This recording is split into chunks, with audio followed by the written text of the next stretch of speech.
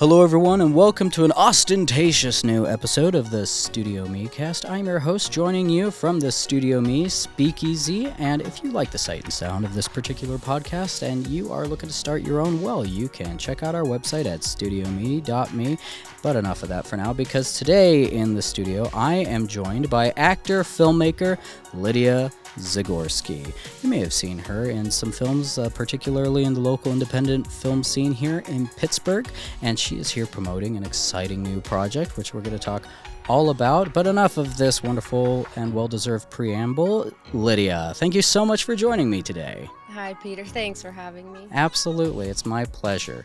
So your feature film that you are currently in the Kickstarter phase for here is called Aromis. It's a fantasy film, and you've had a lot of support from the community here in Pittsburgh.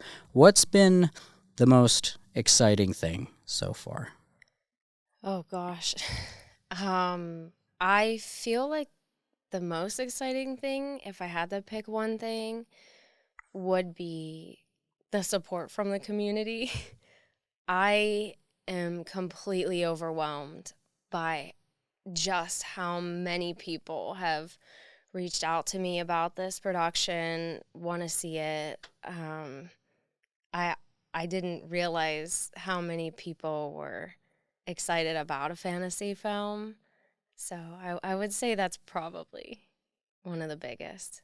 The excitement around the project. Yeah. That's wonderful. So it's a fantasy film. Can you give us, without any spoilers, because we want to see the movie, but can you give us just the logline synopsis of what this film, Aromis, is about? Yeah, I'll go ahead and read the synopsis. It's quite lovely. In a mythical world ever enveloping in greed and despair, a warrior Aromis is thrust into battle. She seeks sacred relics rumored to contain ancient powers that can kill Sythos, malevolent shadow creatures who threaten the realms.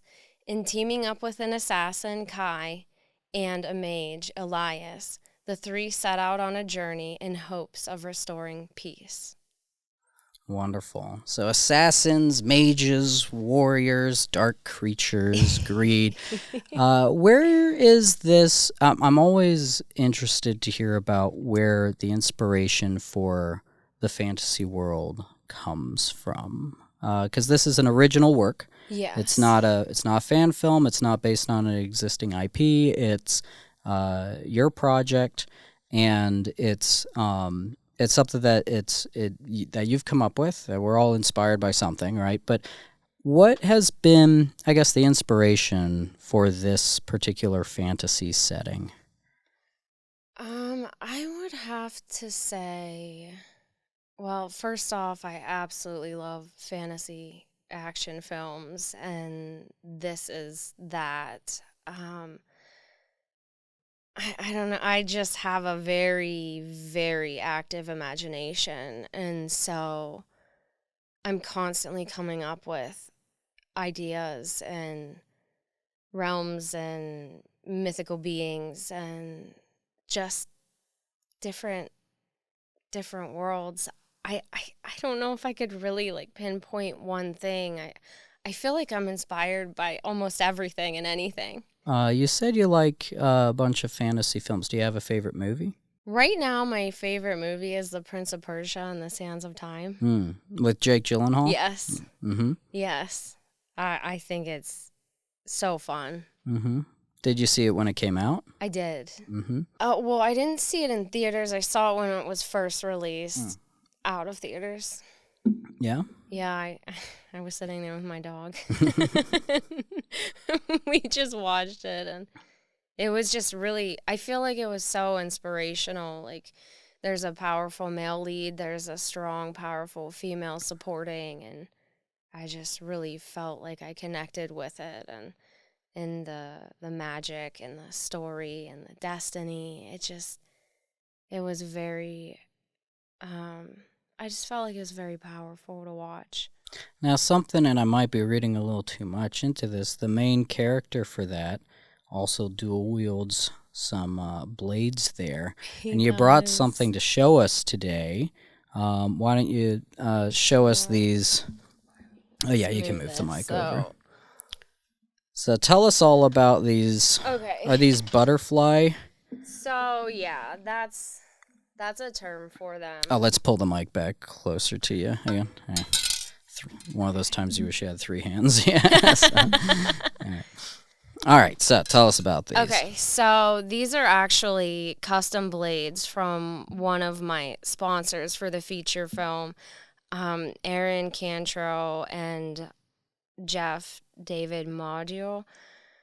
These were custom made for the lead character of the film, Aromis, and they're actually tailored to my body. Like, it was such an incredible experience getting to co-design these with Jeff, and he asked for like the measurement of my hands, and I sent him images of my hand against a roller and my height and my weight and what style I personally train.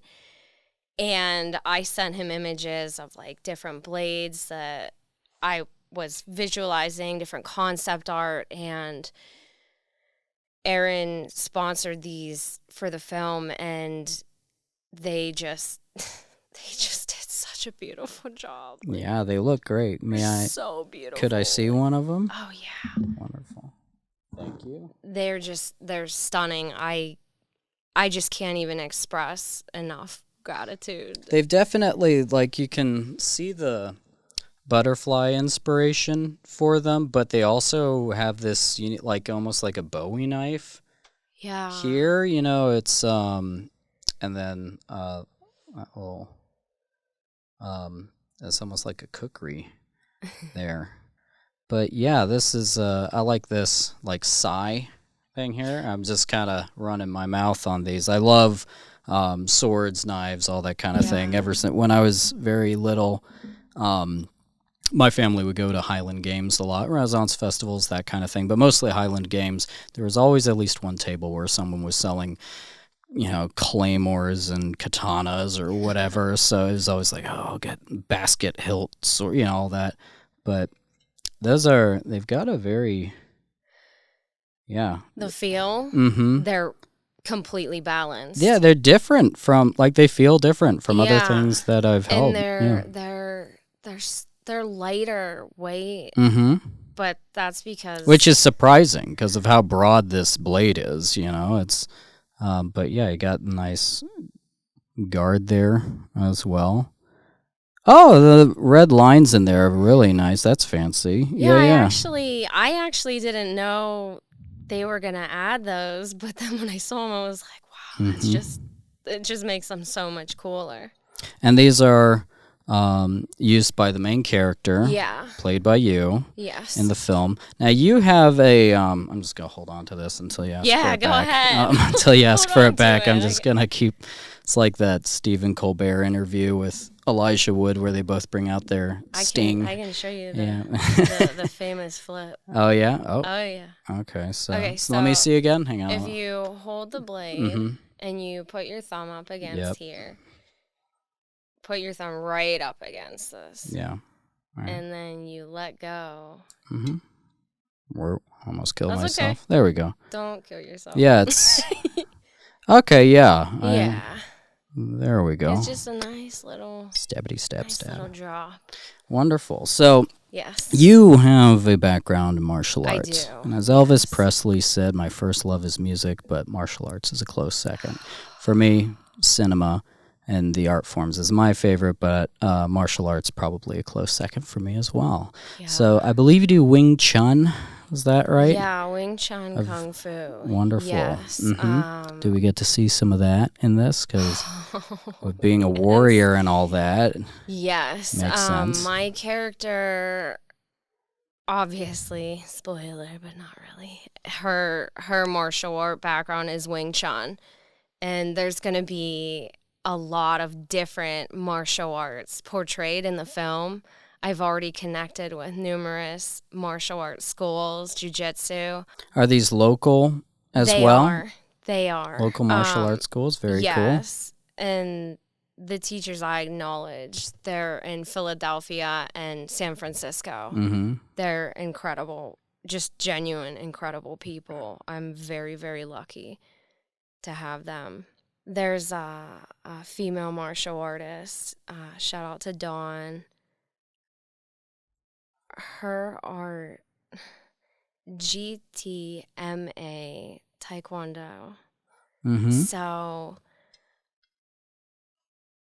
given the budget, let's say we meet the budget and the Kickstarter campaign, we'll be able to incorporate a few really, really good martial arts sequences. And on my team, through my company, Live Create Productions, I have 2 black belt martial artists that are also versed in film safety, set safety, and like break falls and film choreography. So that's good, because just because someone's a martial artist doesn't mean that they are a stunt person as exactly. well. And making sure that you've got those bases covered is absolutely essential. Exactly. And that's something that going into, so I've already shot multiple short films. Well, I didn't shoot them, but I was a huge part of them, where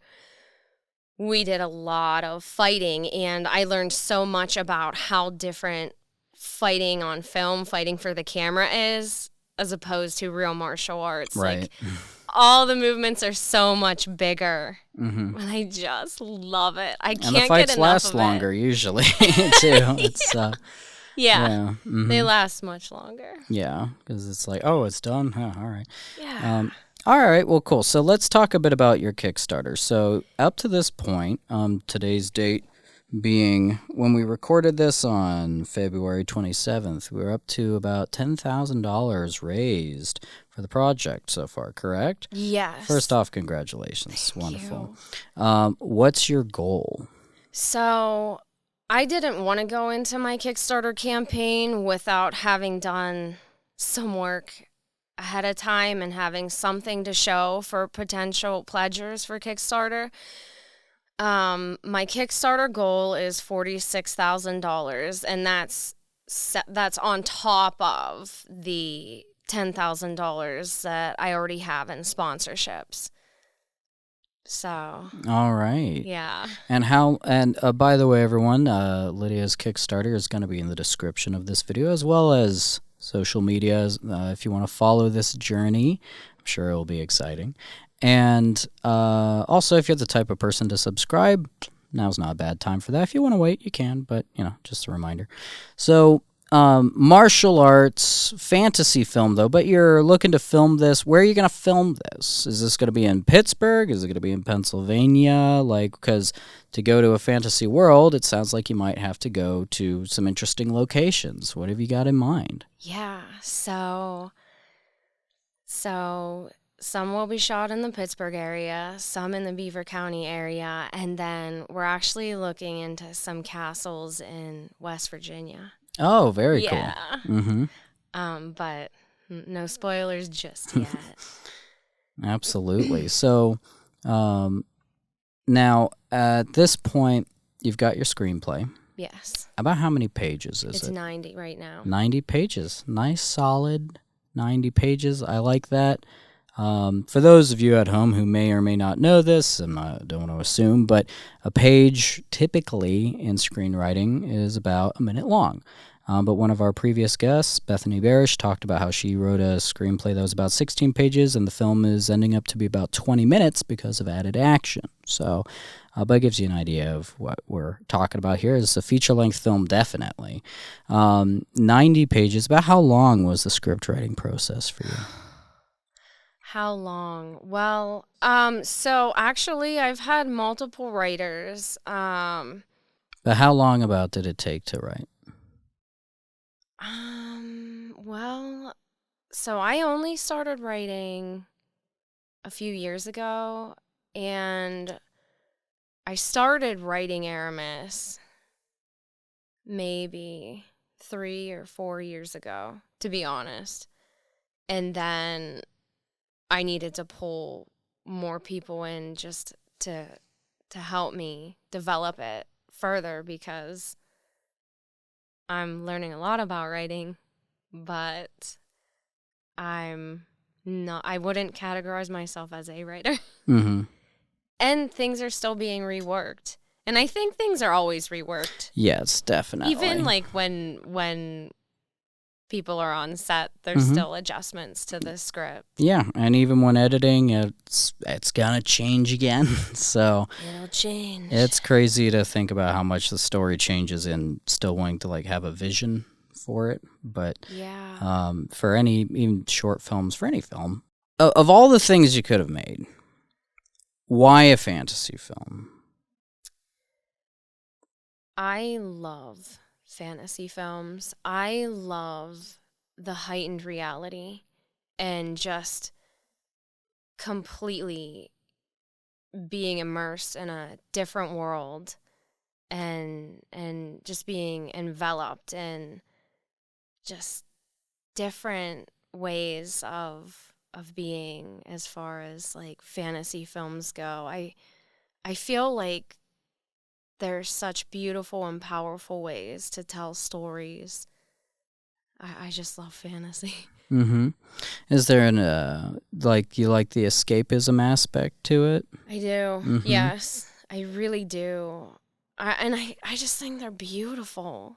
Like fantasy films are, like they can be so beautiful, and in the imagination, there's no limits. You could just keep diving deeper and deeper into different beings and different creatures and different worlds, and I just feel like it's limitless. Now, for some of your work that you've done up to this point, because this is your first feature film, but it's not your first film that you've done. You've done a bunch of short films up to this point.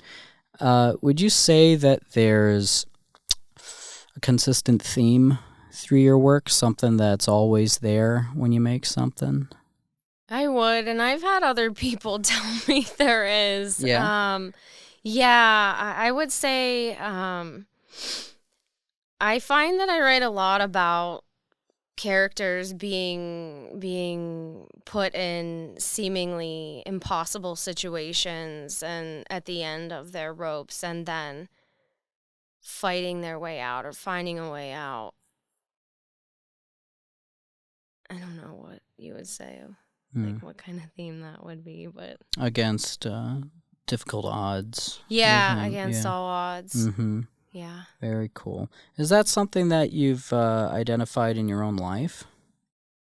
I think a lot of people have, to be honest. I mean, I certainly have overcome a lot in my life, but I've also been inspired by so many beautiful, incredible people who've overcome seemingly impossible feats in life and just excelled against all odds, just excelled beautifully and graciously. And I am constantly learning from other people, and I'm constantly inspired by others.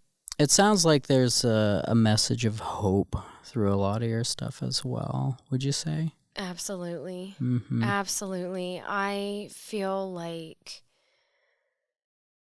if I have the opportunity to create films or tell stories as an actor or have a part in the writing process, I want the stories to give people hope. I want the characters to give people hope because, I mean, let's face it, this world can get pretty dark sometimes, and life can get very difficult sometimes for all of us. And if people can watch these films, and though some of these films seem very dark, there is a powerful inspirational message that I hope others will take away from them. So it sounds like you get a lot of your inspiration from people in your life as well for this kind of thing, and that's nice because and you also have such a supportive base with this project as well, which is great. Do you I'm gonna take us into a completely different direction for a second. Are you much of a reader? I would say I haven't been able to because I've literally been working 16-hour days. Mm-hmm. I haven't been able to read much. Yeah. But I'm also taking more like acting classes and writing classes and communications classes and Mm-hmm. I just but what were you gonna say? No, that's good. That's actually, let's go into that more, because there's a lot of work that goes into making a film, especially leading up to it. I don't know about especially, but leading up to it, there's a lot of work that goes into it. Just wait till the cameras start rolling. But so 16-hour days, all right, working on this kind of stuff. Yeah. You mentioned acting classes and stuff. What kind of things have you been doing to get this going? A considerable amount of networking, and I'm constantly reworking and developing the script, and I'm just working so hard to connect with other people who might feel that they may be inspired by this film. I work with dogs part-time. Mm-hmm. I absolutely love it. I love the people I work with. I feel like dogs are amazing, and as human beings, we're so lucky to have them. Taking quite a different turn, but I just feel like being around dogs is super therapeutic for me. That's good. And you have your own pet, all right? I don't. She passed away. Oh, I'm sad to hear that. Thank you. Yeah, that's rough. Yeah, she was 15 and a half years old, and she passed away. Mm-hmm. It was 2 years ago, a few days after my dad passed. Sad to hear that, too. Thank you. Mm-hmm. Yeah, I learned so much, and I feel like at that point in my life, I learned so much about the dark side of life, and I feel like I've become so much stronger and so much more determined to tell stories through film, to be a better person in all aspects. And I really love people. I love people so much. I think it's, I don't know if I should say. Why is that? Why do you love people? Because there's plenty of people out there who will very proudly say, I hate people. I'm not one of those myself, but Right. why do you love people so much? I feel like life is a journey, and we can learn so much from each other. And I just feel like I'm constantly inspired by people. Like, I just have so much love and empathy because I know we're all fighting battles that other people don't know. Like, I don't know the battles you may be fighting right now in your life, and I just feel like, I don't know, love is the answer. I don't mean to get cheesy, but I mean... Well, I mean, I'm one for... a lot of the time when someone thinks something's corny or cheesy, Yeah. I've found that a lot of the time that just means it's wholesome and good. Yeah. So I don't need an apology from you on that at all. I think some people have this idea that dark things are the, air quotes, real world, and they, I think, miss this, I'm speaking really generally about people who aren't even here, so sorry if this doesn't apply to anyone who's listening here, but I've found that there are people who dismiss things that don't have a grit or edge to them in life, or people who don't seem like they've been through a lot, and I think that doesn't tend to play out very well. So I think, it's also relief occasionally to have a character that you can root for. That's something Stallone talked about with Rocky, which is that movie has a lot of grit to it. But when you watch Rocky, you want this guy to succeed. You're like, I just want to see him go the distance and all that. And I think there's something that everybody, even if they don't believe in that kind of goodness in a practical way, there are a lot of people who do want to believe it and like to see it. Is there anything, this is going to get kind of heady here, everybody, but that's sometimes what you're here for. Is there anything that you want to believe in that you don't?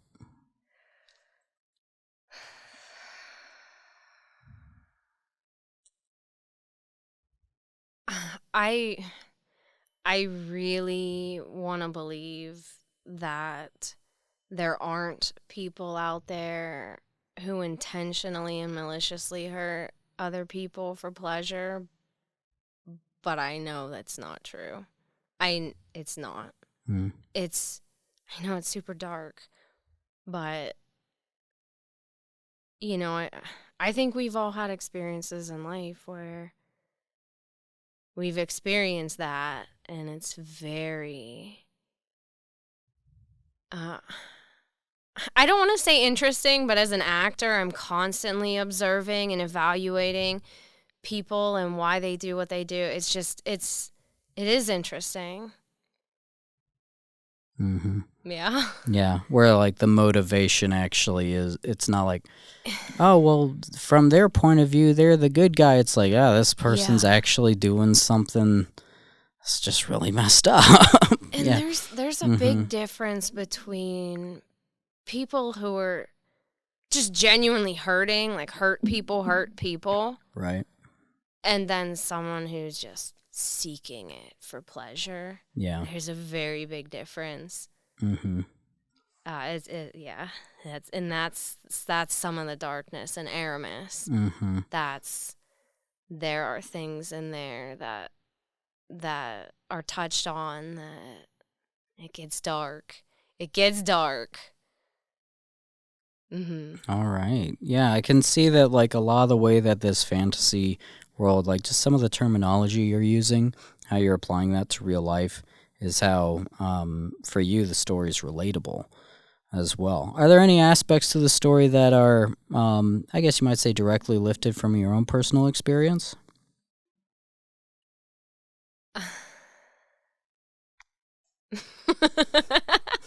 Maybe. Yeah. Possibly. Mm-hmm. I'm sure.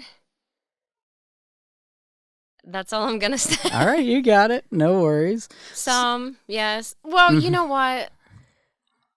The friendship, I will talk about. Okay. There's a friendship that's developed, and I feel it brings a lot of hope to her.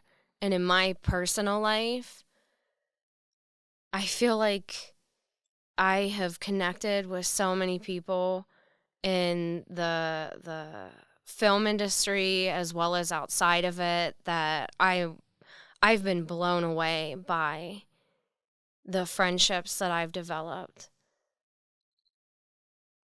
Like, and this is, I don't know if this is a little like off topic, but I don't know.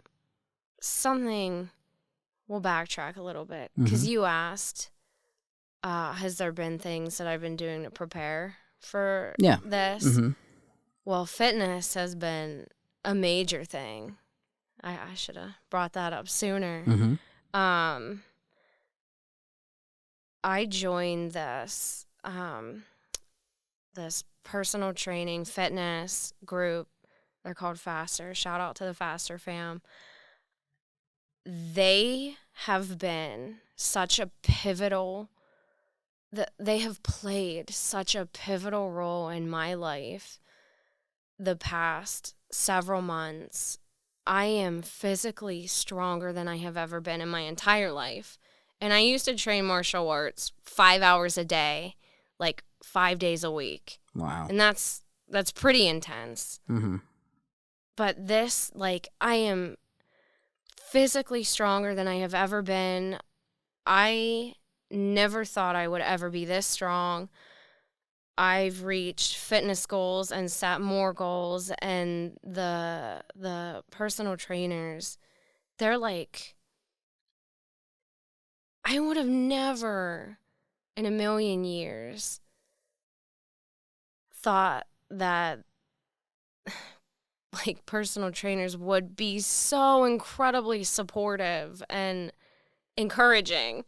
It's been incredible. Mm-hmm. It's been incredible. And like there have been times where I've been on set and I've shot fight sequences for 10 hours. That's my longest one I ever shot. And Which was that for?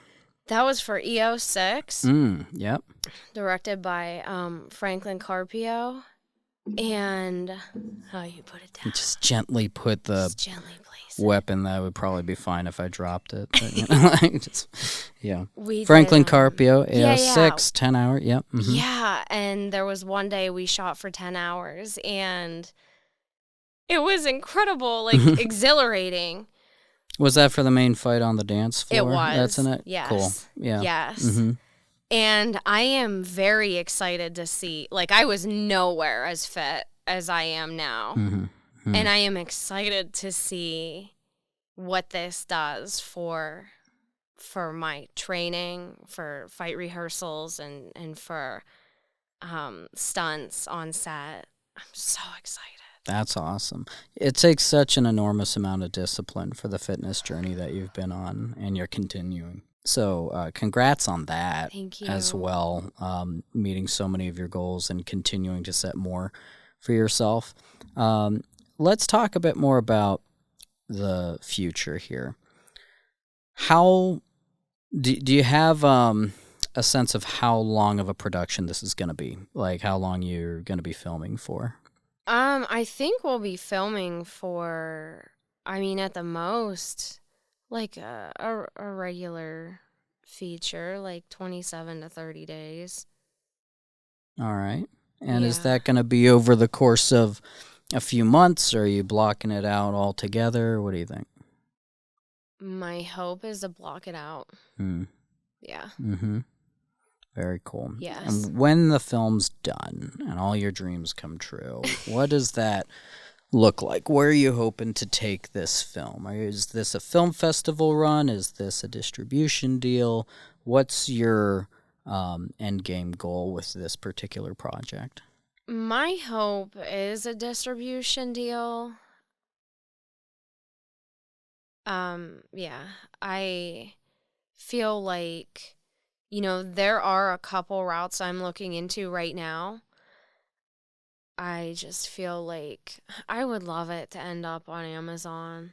I think that would be so beautiful and just a powerful testament to what we create. Mm-hmm. Is there a sequel in the future for this, do you think? Potentially, yes. Mm-hmm. Yes. I feel like as far as fantasies go, there's so much to tell. And right now at the beginning stages, like, this will be my first feature. This is my first Kickstarter. But I know other filmmakers that I'm going to be working with, it's not their first. But I feel like, you know, on such a low budget scale, like if I could make a big couple hour feature, I would. But right now, I feel like we're just in the building phase, and then the more momentum we get and the more support we get, the more we're gonna be able to give to audiences. Let's talk a little bit more about just, I guess, the size of the production then. Do you know about how many people are going to be involved with this thing? So in basing it off of the budget that I created, we're going to keep it as small yet efficient as possible. That way all the funds are distributed properly. I can't give you a number, but we're just going to work to make it as efficient as possible. I want to take every single dollar that is put towards this production, and I want to stretch it out as much as I possibly can. Now, when you're looking at shooting this, is there anyone that you've already brought on to any of the production teams so far, or have you cast any of the characters yet? I actually have a multitude of people in a pool right now, and I have a lot of people lined up. I have a lot of people in a pool to choose from. But as far as casting, I have some people in mind as far as certain characters. Movies, film, cinema. Why do any of this at all? You've have experience as a martial artist. There's a lot of other art mediums out there. And even for fantasy, you could write a book if you wanted to. What gives you so much drive to do fitness stuff and get swords made and everything else that you've been doing in these 16-hour days and acting classes and all this stuff you're doing is all going toward making not just this film, but films in general that you've done even up to this point? Why is it movies for you? Loaded question. Yeah. I love acting, and I love telling stories, and I feel like my heart and soul are completely ignited like a flame when I am on set, when I get to do these things. I can't stop. I don't sleep much because I can't stop. I can't stop coming up with ideas. I can't stop my imagination. It drives me. It really drives me. It drives me to the core of my being.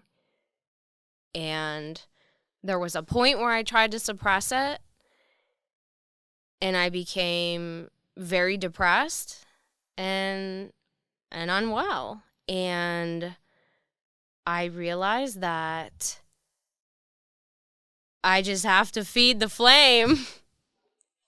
And I'm happy. I am so happy. I am so happy doing this, and I want to do it forever. I can't shut it down. So in those 16 hours, and then the writing process, being on set, seeing the finished film, what's your favorite part of the entire process? Oh my gosh, if I said everything... That would be cheating, but it's okay. Is that cheating? It's not a game. You can say... okay, so... I love it. I love it so. I love it so. Help me, Lord. You know? My absolute favorite... Okay, I have to pick two then. Okay, maybe three. Okay. That's fine. Yeah. These questions are more like prompts than like, it's like, it's like, okay. Oh, three. It's like, that's fine. Yeah. Okay. So, jackpot, one is getting to be a part of the creation process, something starting in my mind and then it being realized into the material world, into the physical world. The second part is acting. When I'm acting, I could literally act all day and just be jacking with adrenaline and then I go to sleep and it doesn't happen, and then I wake up the next day though. It does happen. A couple hours, and then I wake up and I'm like so ready to get on set and do it again. And then the third part is when I see the final product of...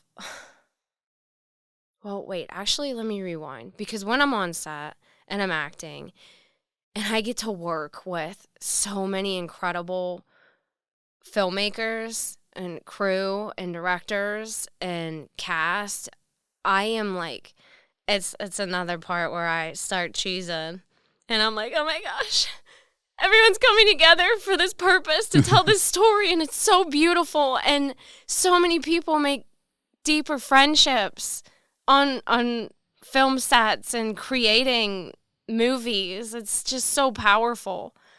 Okay, now I'll move to the third thing, the final product. It's just, I feel like it's overwhelming in such a beautiful way to see the final products and how many people came together to make it happen. It's just so powerful. And then the final product is done, and then you get to share it with the world. Oh my gosh, I melt. It's too cheesy. I just love it. It's incredible. It's powerful. It's beautiful. Not to bring any negativity into this wonderful thing, but is there a part of the filmmaking process that you either enjoy the least or straight up hate? Anything like that? That you could do without, maybe, would be another way of saying it? I feel like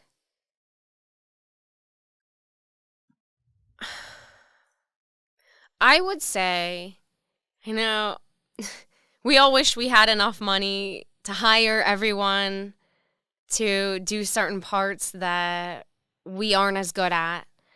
And I think that, I wouldn't say I hate it, but the toughest part has been writing a feature script over and over again for me, and also wearing like a producer hat and like other hats.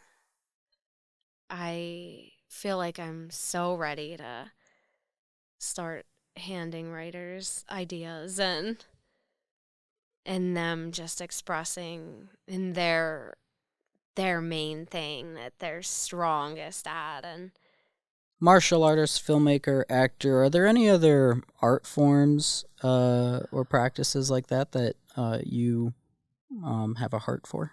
Yeah. So I majored in fine arts and communications. I draw and I paint and I sing. Wonderful. What kind of paintings do you do? The medium I'll do is acrylic, and they might be fantasy as well. Mm-hmm. Yeah? Yeah. Fantasy acrylic painting? Yeah. Mm-hmm. So like dragons or landscapes or... Like I do a lot of like figure drawings, and like my characters they tend to be more elvish in nature and landscapes. Painting, singing, what was the other one? Was dance on the list there? No. Though I did have to learn ballet for a film. That's why I thought that, yeah. That is why. I was like, weren't you in a film where you did that? I did. So, all right, well, what kind of singing do you do?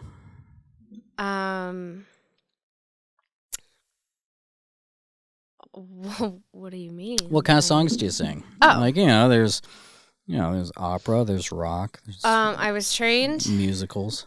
I was trained in opera. I was trained by, I know. That's so cool. My vocal instructor was a professional opera singer. Mm-hmm. She was absolutely incredible. And we did a lot of classical. Like Wagner stuff or? Like musicals. Mm-hmm. And I have a very wide range vocally. Oh, yeah? And I love belting and just throwing it all out there. Will we get to hear Aromis sing at any point in the film? Oh, spoiler. It's not a musical. Right. But, there's songs people sing, Maybe someone has a birthday and they just sing happy birthday. I don't know. Got a song about walking on roads and all that. There is a possibility there might be some small ounce of singing. Very cool. Very small. Maybe. All right. Well, quite possibly. Wonderful. Well, I'd say I just remind everybody that if you're interested in learning more about this project or Lydia and following her journey, we've got those links in the description below. And wrapping up here a little bit, what if actually a couple questions. One is you have a background in opera singing. Is there an opera that if someone said, hey, what opera should I see if I get a chance? Is there one that you'd recommend? The Phantom of the Opera. All right. Okay. I just have to. Mm-hmm. Yeah. One of my dreams someday is to watch the full Ring Cycle Das Rheingold Wagner's thing over like 3 evenings or what. It's like a 12-hour opera or something. It's nuts. Someday I don't know, go to Germany or wherever they do that every year and somewhere. But all right, Phantom of the Opera. Do you like the movie for Phantom of the Opera?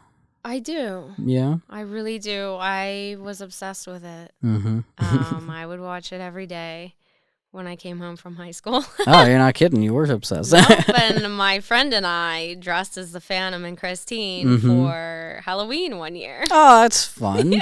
That's great. Well, I want to say thank you so much for joining me today here at StudioME's Speakeasy Lounge. And we're looking forward to seeing how the Kickstarter continues to progress. If anyone wants to be a part of that, in the description, get in there. But we're excited to see how the production goes, post and all that stuff. And then hopefully you get it up on Amazon or maybe even beyond that. So, but thank you very much for joining me today, Lydia. Thank you so much for having me. Absolutely, my pleasure. All right, everyone, it's been another episode of the StudioMEcast. We appreciate your time. You can't have it back, not even if you ask nicely, but hopefully you don't regret any of this, and we hope that you'll join us next time because we'll be here at StudioME, and if you want a free tour, just come on by. We'll make it happen. See ya. Hey, I hope you enjoyed that episode. If you want to start your own podcast, why wait? Reach out to us at StudioME.me, and I hope you hear me again soon.